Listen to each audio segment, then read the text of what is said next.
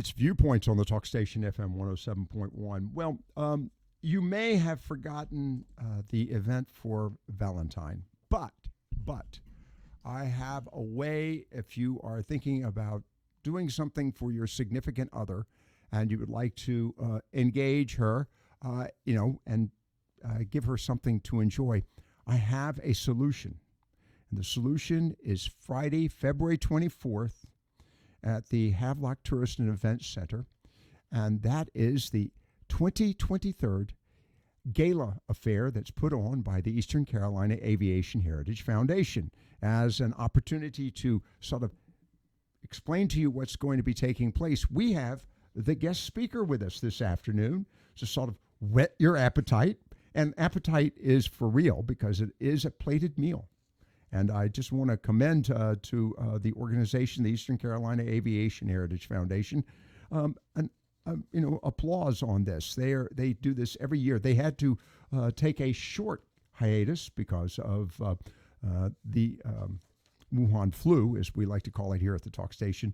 But now they're back in operation. And so Friday, February 24th at the Havelock Tourist and Events Center in Havelock. And the event starts at, the doors open at 5:30. And the headline event is our guest this evening.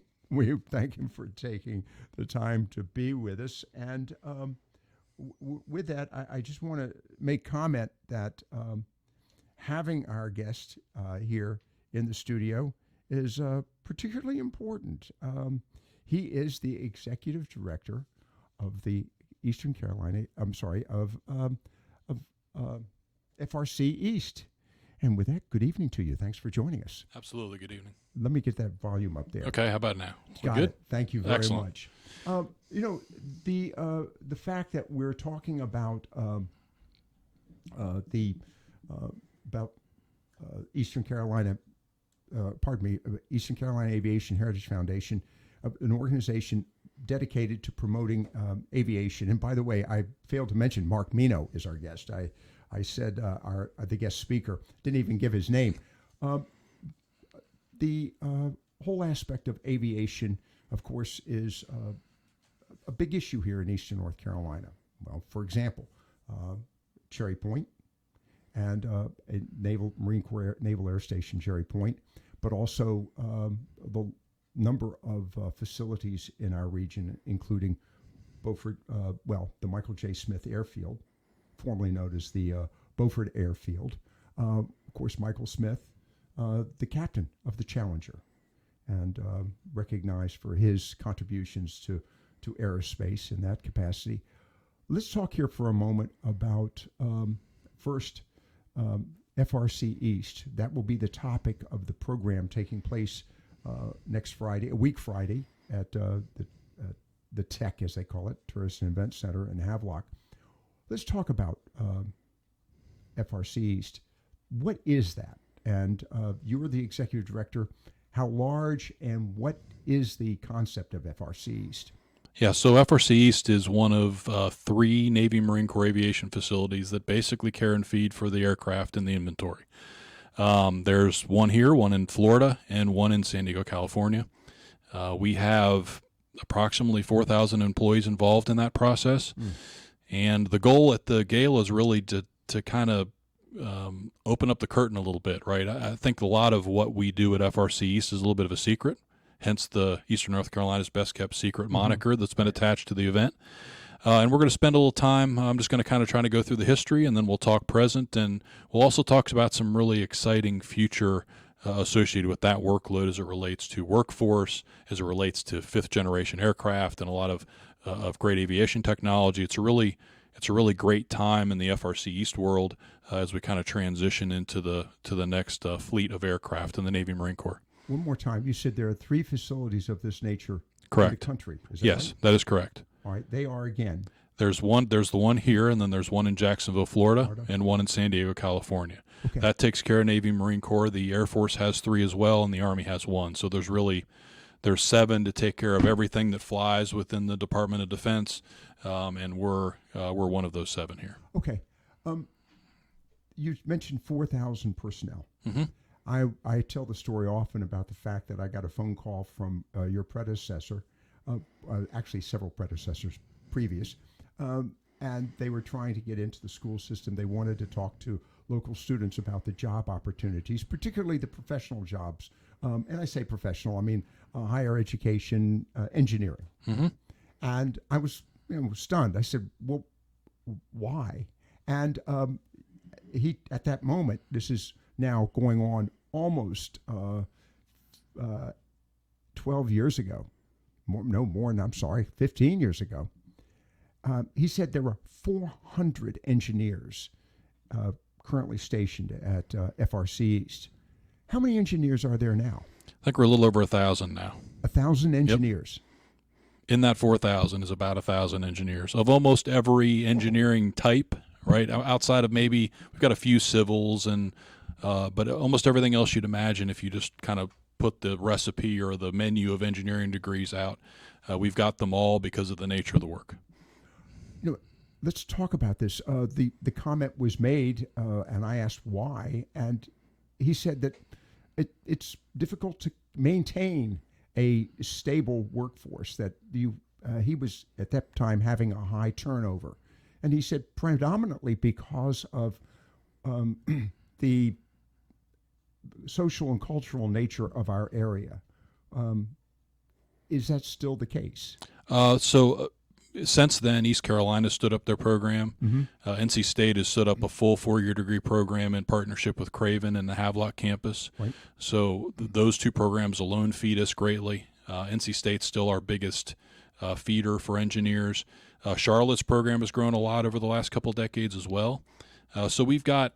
Wait. We're missing one. I was going to get there. My alma mater will be part of it here shortly. So if we don't go outside of that ring, we do a lot better than we used to, and we have a lot better retention. The reality is we used to go to more traditional engineering schools. If you were to take the list, and the Georgia Techs and the Clemsons and Virginia Tech, because you asked me to put that in there, which I was going to anyway. But we get good retention from those. We have to be more selective. The reality of why my predecessor reached out, and something we continue today, is not just for engineers, but we'll start there. We have the crop of students in the K-12 pipeline here and the schools locally to produce all the engineers we need every year. We just have to put that opportunity in front of them. We have to give them the thought and the pathway to say, this is a job I can have. Some of this best kept secrets discussion is they might not even know what that career looks like, what it feels like, what type of economic or financial stability that career offers, the neat nature of the work. And then a byproduct of that, which you didn't mention, but it's important, is the technical trade work we do, which we have historically just relied on the community to fill those jobs. So those jobs are A, becoming much more complex, and B, much higher in numbers. So now we're pivoting that initial discussion you shared about engineering, we're pivoting that out a little further.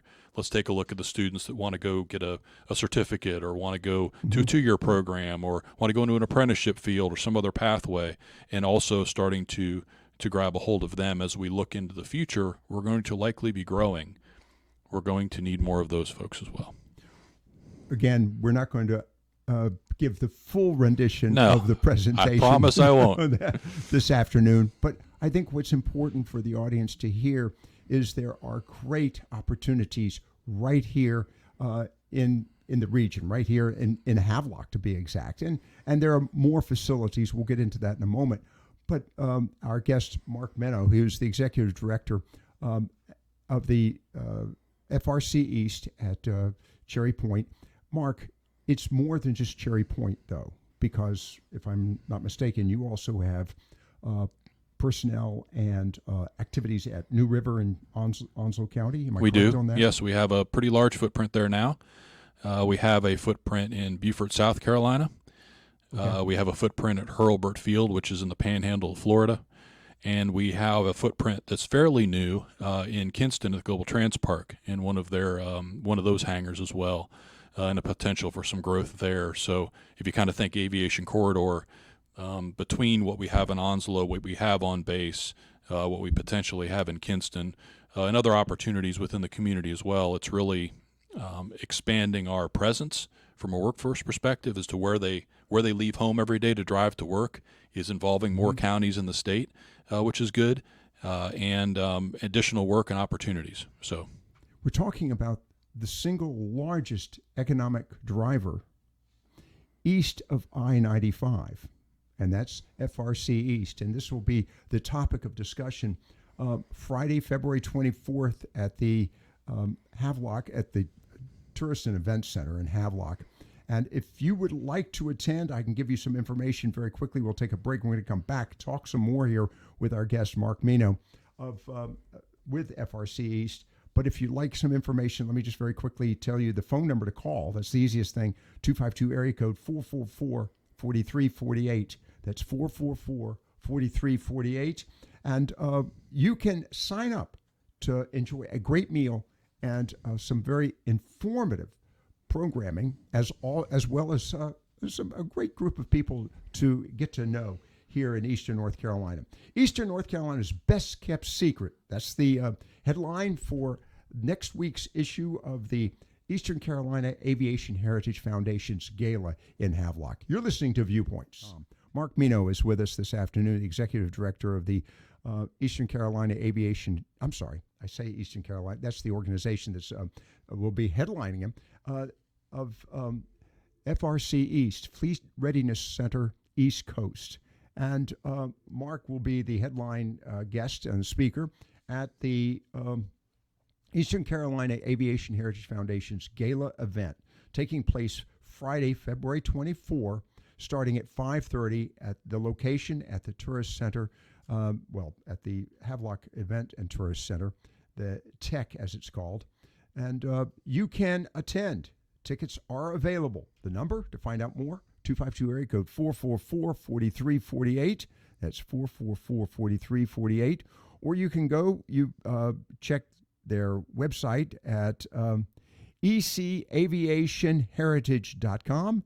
That's EC Echo Charlie aviationheritage.com.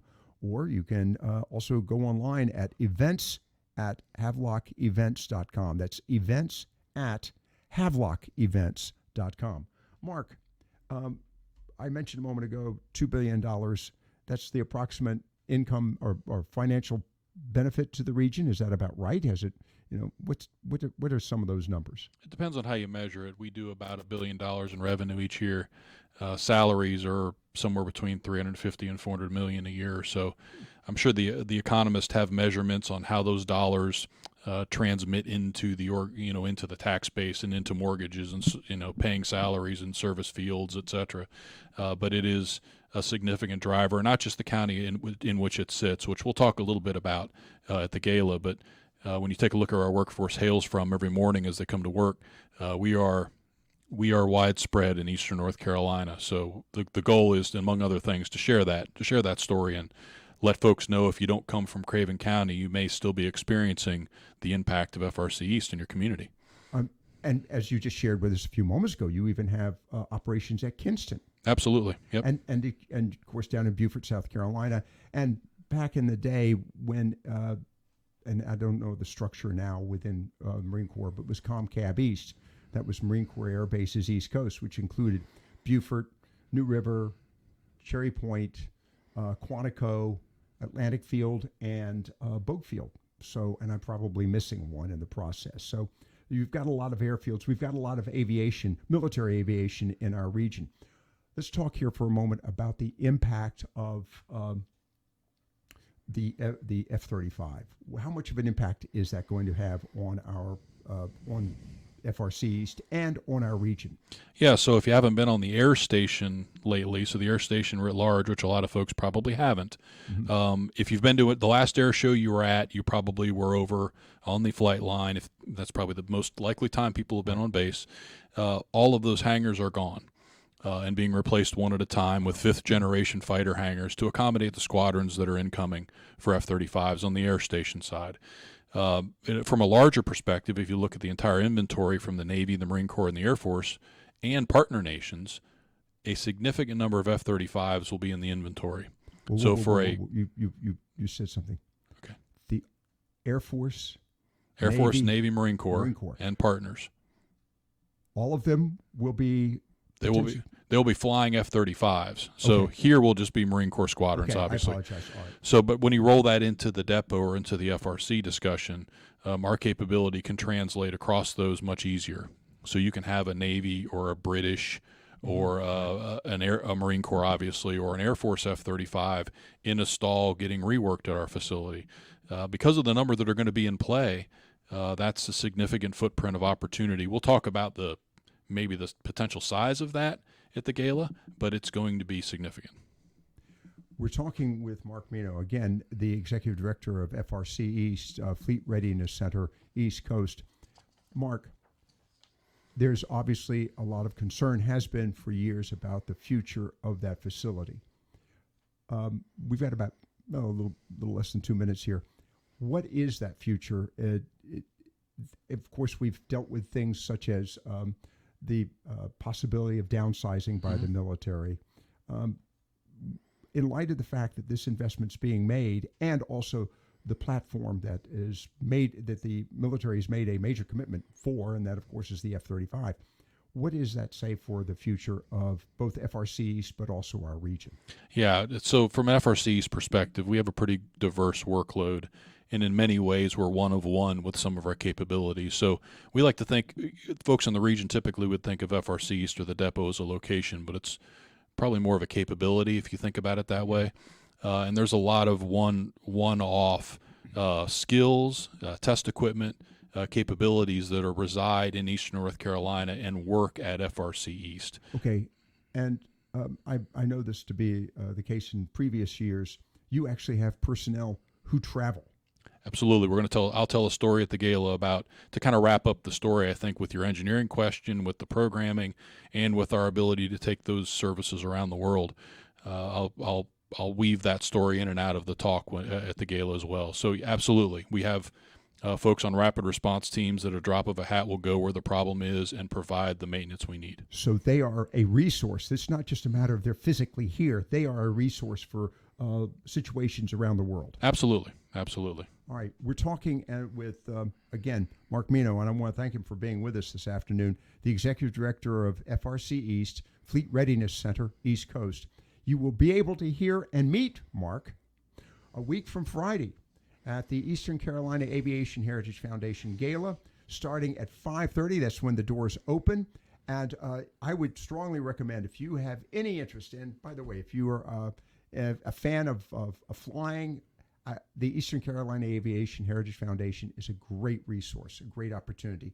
A local number, 252 area code 444-4348, 444-4348. And as we wrap it up, I've asked, because I kind of alluded to it earlier, if Mark might be having a Hokie showing up at the gala. He's a Vatecker. And anyhow.